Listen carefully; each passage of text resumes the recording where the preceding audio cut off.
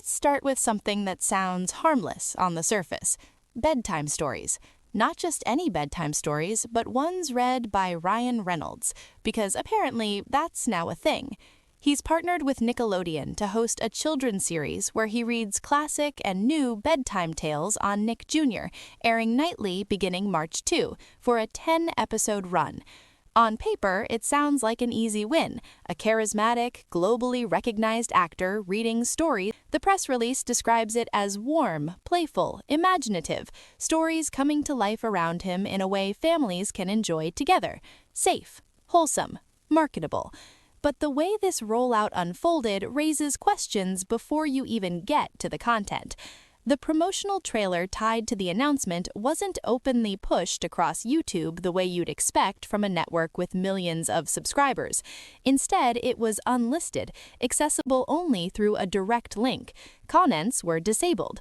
That's unusual for a project meant to generate excitement. If a company is proud of a launch, visibility is usually the goal. Engagement fuels algorithms. Instead, this felt muted. And timing matters. This children's project surfaces at a moment when Reynolds' public image has been under sharper scrutiny. Over the past year, resurfaced emails and text exchanges have circulated publicly in connection to behind-the-scenes disputes tied to the adaptation of It Ends With Us. Those messages, sent months before the film's release, show him praising Sony executive Josh Greenstein extensively while criticizing director and co-star Justin Baldoni in unusually aggressive language. The tone of those texts is important.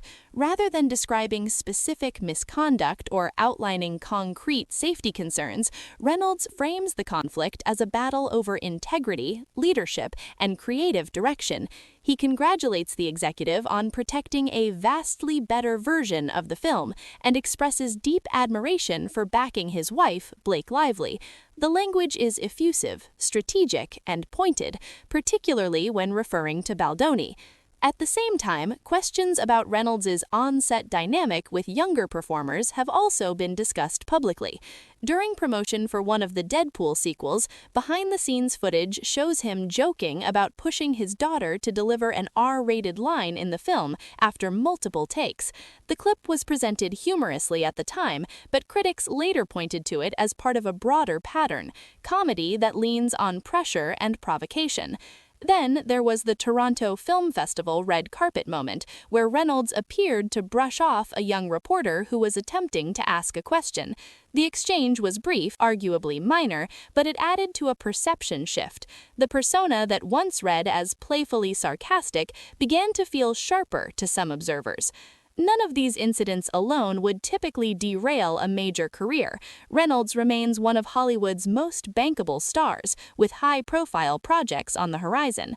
Reports have linked him to potential involvement in Avengers Doomsday, with a possible return as Deadpool in what's being described as Marvel's largest crossover event yet. He's also attached to upcoming productions like Animal Friends and Apple TV's Mayday, both of which have experienced shifting release timelines. So why does a children's bedtime series feel like a pivot? Because brand management in Hollywood is rarely accidental. When controversy circulates, even if it's limited to industry circles or online debate, family-friendly programming, especially through a legacy children's network, can recalibrate public perception. It repositions a star in softer lighting. It signals warmth, accessibility, trust. Yet the rollout's low visibility approach complicates that theory. If the goal were a major image reset, you'd expect maximal exposure. Instead, the launch felt oddly restrained. There's another layer here: production credit. The series was created by Reynolds and George Dewey and produced under Reynolds' own company. That means this isn't simply an actor stepping into a host role. It's an extension of his brand ecosystem, the same strategic machine behind his marketing-heavy film campaigns. And that brings us back to the larger picture. In recent years, Reynolds hasn't just been an actor, he's positioned himself as a marketing architect, someone who turns press cycles into spectacle. That strategy worked brilliantly for the Deadpool franchise, where irreverent viral campaigns became part of the appeal, but applying that same tone to a film like It Ends With Us, a story centered on domestic abuse, proved far more complicated. Focus group data cited in depositions suggested the marketing approach would emphasize the protagonist's strength and independence rather than defining her by her relationships. That framing aligned closely with how Lively discussed the film in interviews, and commercially, it succeeded. The movie performed strongly at the box office. But financial success doesn't always quiet criticism. Online backlash targeted what some viewers perceived as tone-deaf promotional tactics. Despite being aware of that backlash, Sony executives acknowledged in testimony that they did not alter the strategy because the numbers justified it. Which leads to a central tension. When marketing wins, who absorbs the fallout?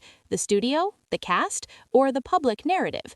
As Reynolds prepares to read bedtime stories for children, he does so not as a blank slate entertainer, but as a figure entangled in layered industry disputes, shifting alliances, and strategic branding decisions. That doesn't invalidate the project, it just makes it impossible to view in isolation, because in Hollywood, nothing exists in isolation, not even a bedtime story. If the Nickelodeon series feels like a soft, focused chapter in Ryan Reynolds' public narrative, the situation surrounding It Ends With Us is the opposite: dense, strategic, and filled with competing versions of events. At the center of it is a set of text messages exchanged in May 2024 between Reynolds and then Sony executive Josh Greenstein, months before the film's premiere and long before public backlash began. The timing matters. These weren't reactive messages sent during a PR crisis. They were proactive.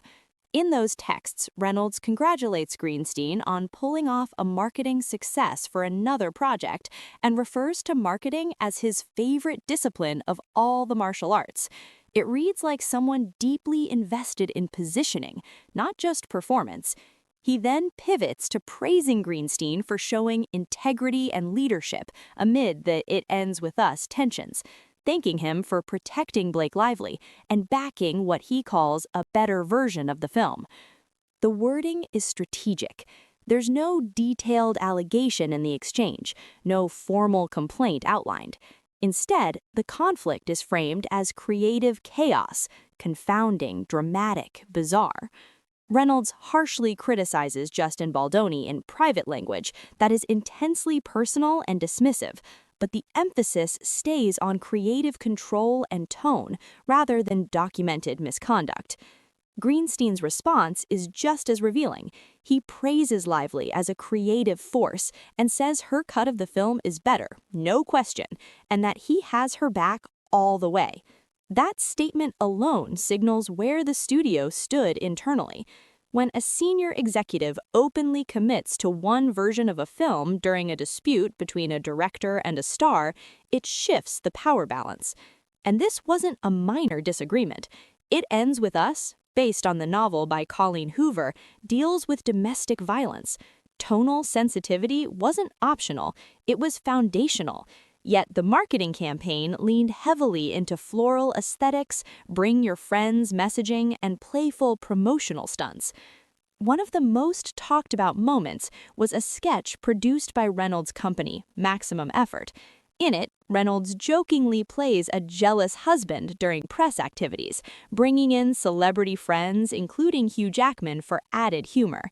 On its own, it fits Reynolds' usual meta-comedy brand, but in the context of a film centered on abuse, some viewers found the juxtaposition uncomfortable. That tension between tone and subject matter became one of the defining themes of the press cycle. Greenstein later testified that focus groups suggested marketing the film around Lily's strength and ensuring she wasn't defined solely by her relationships. Blake Lively echoed that perspective repeatedly in interviews. From a branding standpoint, it aligned with empowerment messaging, and commercially, the numbers backed it up. The film performed strongly at the box office. But strong box office results didn't eliminate criticism. Online discourse grew sharper. Cast members were questioned about tone. Social media debates intensified. What's striking in Greenstein's deposition is his explanation for staying the course. The strategy wasn't changed because the movie was succeeding. In other words, performance validated approach. There's another subtle layer here: corporate alignment. After leaving Sony in July 2024, Greenstein moved to Paramount Pictures. Around the same time, Maximum Effort secured a multi-year first-look deal with Paramount. Industry veterans understand how interconnected those relationships can become. Loyalty, future collaborations, shared incentives. None of it operates in a vacuum. That doesn't automatically imply wrongdoing, but it does explain why positioning matters. When a powerful actor-producer praises an executive's leadership during a conflict, and that executive later aligns professionally with the actor's company, the optics become layered. Meanwhile, inside the cast itself, reactions appeared uneven. Brandon Sklenar, who portrayed the adult Atlas, and actress Isabella Ferrer participated in promotional appearances alongside Lively, including a widely circulated baking-themed photo tied to the campaign. In that image, Ferrer is seen licking cookie dough from her finger, an action that later became symbolic online because she had previously expressed discomfort over a similar suggestion during filming. Context matters. In her account, the on-set suggestion involved a flirtatious moment and felt inappropriate to her. In the promotional setting, the same gesture appeared playful. Critics interpreted the contrast as contradictory. Supporters argued the two contexts were fundamentally different. Notably, some cast members chose distance rather than public alignment. Hasan Minhaj stated publicly that he had a positive experience on set. Others avoided commentary altogether. The silence of certain participants often says as much as public statements. In Hollywood disputes, neutrality can be strategic, a way to preserve future working relationships across camps. And through it all, the central studio stance remained clear. The film worked commercially. That success insulated decision-making. Which brings us back to those text messages. When Greenstein was asked during deposition what he meant by being impressed with how Lively handled the situation, he framed it in terms of creativity and marketing excellence rather than personal grievance. He described disagreements on film sets as common, especially when stars assert influence. He even noted that male stars frequently use their weight to shape outcomes, and he didn't believe there should be a double standard when a female star does the same.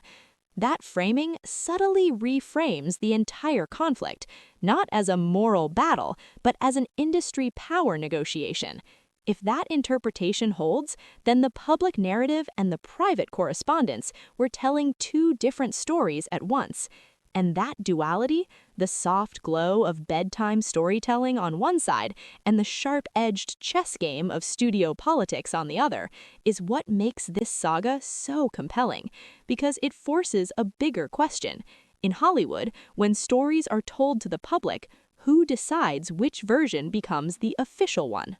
What makes this entire situation so layered isn't just the disagreement itself, it's how differently it reads depending on which lens you use.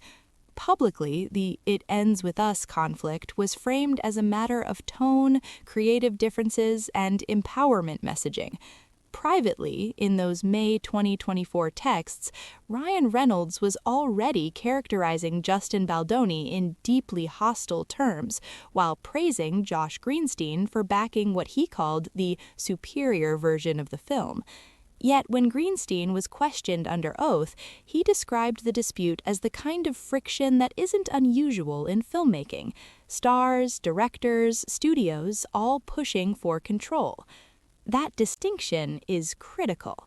If this was primarily about creative authority, then it becomes a familiar Hollywood power struggle: a major star leveraging influence, a director defending vision, a studio calculating financial risk.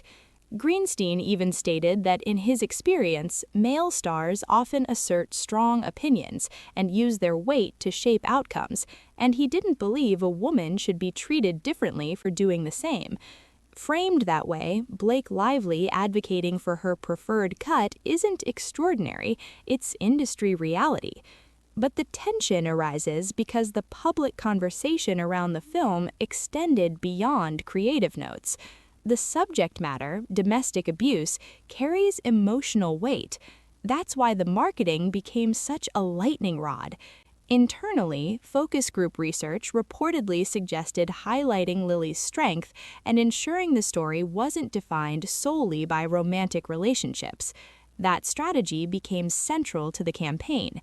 Even when backlash surfaced online, Sony executives acknowledged they were aware of it, but chose not to pivot because the box office performance justified the approach. In business terms, that's rational. In optics, it's complicated.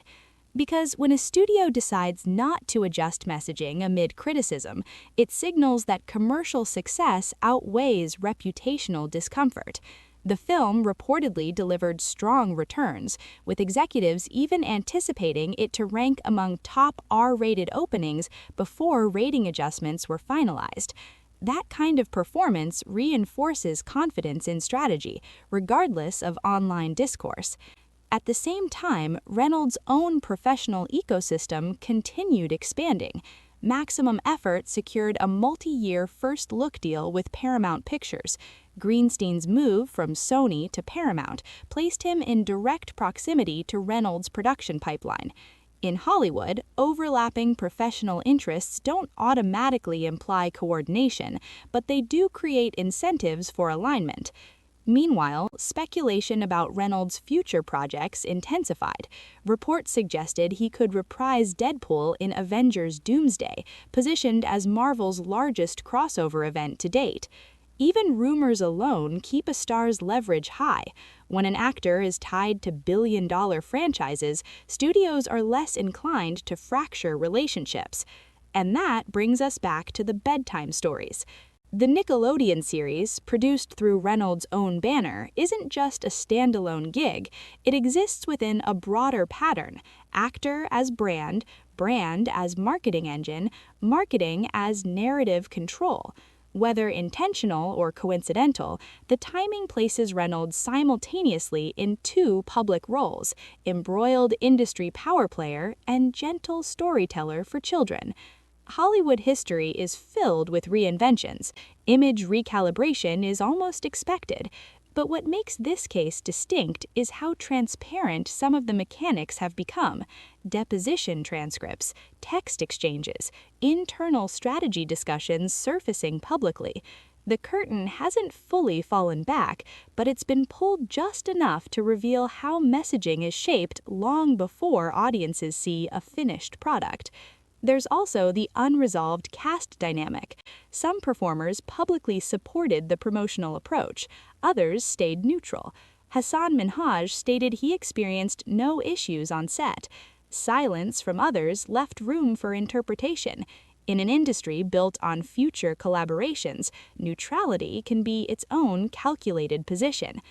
Ultimately, this entire episode highlights something bigger than one film or one children's series.